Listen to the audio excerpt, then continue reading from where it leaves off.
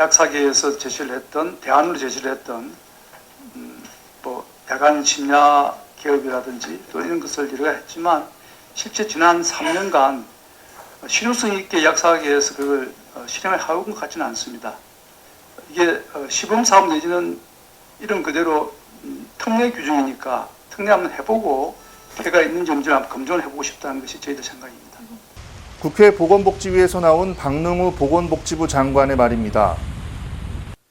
주말 심야 시간대 약국이 국민이 원하는 만큼 열리지 않아 문제 해결을 위한 수단으로 화상 투약기 이슈가 등장했다는 설명인데 이에 약사사회의 분노는 커지고 있습니다. 심야 시간대 약국이 국민의 안전한 의약품 접근성을 위해 필요하며 이를 위한 제도적 뒷받침을 수없이 요구했지만 이를 외면하던 복지부가 오히려 평가를 하고 있냐는 불만이 대두된 겁니다. 이 같은 불만은 청와대에 박능우 장관을 해임해달라는 국민청원을 하기에 이릅니다. 일선 약사들도 약사 직능을 모독했다. 장관이 공공심야약국을 가보라. 공적 마스크가 재추진하려면 장관의 사과가 있어야 할 것 등 냉담한 반응을 보였습니다. 대한약사회도 이 같은 회원들의 분위기를 감지하고 지부장 회의와 상임이사 회의를 연이어 긴급히 개최했습니다. 이어진 성명에서 약사회는 일원의 예산도 지원한 바 없는 정부가 공공심야약국의 실효성을 폄훼할 자격이 있느냐며 정부가 화상투약기 도입을 강행할 경우 대대적인 대정부 투쟁에 돌입할 것을 밝힌 상태입니다. 이런 와중에 약사사회 이슈로 대두된 공공심야약국을 운영하고 있는 약사들은 어떤 생각을 갖고 있을까? 저는 지금 경기도에 위치한 공공심야약국 앞에 와 있습니다. 박능우 장관의 이번 발언에 대해 공공심야약국을 운영하고 있는 약사들은 어떤 생각을 갖고 있을까요? 직접 방문해 이야기를 들어보도록 하겠습니다. 2018년부터 심야 시간대 약국을 담당하고 있는 세보몬누리 약국 공기준 약사는 박능우 장관의 발언에 먼저 섭섭함이 앞섰다고 말합니다. 해열제나 진통제를 어떻게 복용하냐에 따라 그런 것뿐만 아니라 유효기간이 지난 약을 먹어도 되냐 마냐 이런 단순한 질문까지 많이 있어서 도움이 되는 부분은 훨씬 많다고 생각을 하거든요. 문의하시고 감사하다는 분들이 많은데 근데도 불구하고 장관님이 그런 말씀을 하셨다는 거는 사실은 이제 좀 저희 입장에서 많이 섭섭하죠.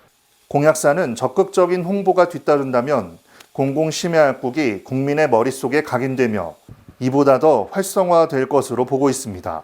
안양에 있지만 이 근처 수도권에 있는 이제 도심지까지 다 커버를 할 수 있어서 이게 지금 홍보의 문제지 만약에 위치랑 이제 시간만 정확히 알려져 있으면은 더 많이 이용하실 거라고 생각을 하시고요. 하루 40명이 심야 시간대 약국을 찾고 있는 부천 세연대 약국 박재성 약사도 박 장관의 이번 발언은 충격이었다는 반응입니다. 잠재워버리니. 예, 복지부 장관의 그 말씀은 정말 이해할 수 없는 말씀이시고요. 부천에 같은 경우는 저희를 필두해서 이제 한 개 약국에서 3개 약국까지 늘어나는 이제 추세고, 그것도 전문가 집단이랑 또 시민들이 평가를 아주 좋은 사업이라고 해서 확대되는 그런 사업인데, 그런 사업을 중앙에서는 이렇게 반대하는 입장에서 했다는 것은 참 유감스러운 일이라고 생각을 드립니다. 박 약사는 화상투약기와 공공심야약국 활성화를 놓고 심도 있는 논의가 필요하다고 주장했습니다.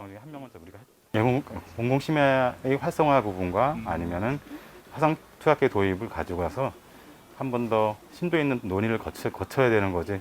지금 실전에서, 그러니까 실제 약국과 시민들의 그런 반응들을 전혀 고려하지 않은 상태에서의 장관의 말은 다시 한번 재검토를 해야 되지 않을까 싶습니다.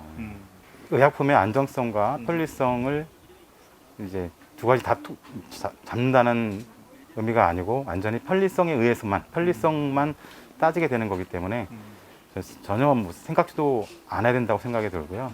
또 약사의 또 피로도를 엄청나게 가중시키는 또 그런 행정 업무가 늘어나는 거기 때문에 약국에서는 절대 받아들일 수 없다고 생각이 듭니다.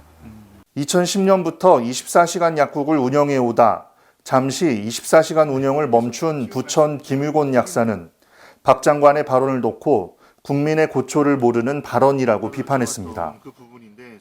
새벽 1시까지 운영하고 약국 문을 닫은 후 다음 날 부재중 전화를 확인하면 10통 가까운 전화가 와 있는데 이는 심야 시간대 양료 혜택을 원하는 사람들이 그만큼 많다는 방증이라는 겁니다. 지금 심야 공공약국에 찾아오는 그 국민들과 심야 공공약국 운영하는 건 정말 국민 복지 차원이다. 복지부가 하는 게 뭐예요? 복지잖아요. 그러면 사각지대에 있는 국민들이 정말 약을 못 구하는데 그 국민들이 약을 찾을 수 있도록 해주는 거. 그것이 심야 공공약국의 일이고 더 늘어나야 되지 않나. 김 약사는 화상투약기의 도입과 관련해 논의할 가치도 없다고 밝혔습니다. 화상투약기로 대처하면 되지 않느냐.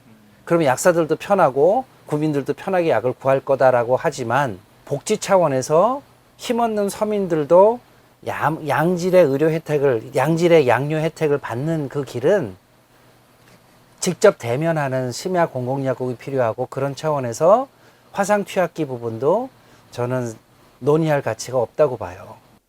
전국에 운영되고 있는 공공심야약국은 2020년 6월 현재 51곳, 조례 제정이 완료된 지자체는 서울, 경기 등 수도권을 비롯한 18곳입니다.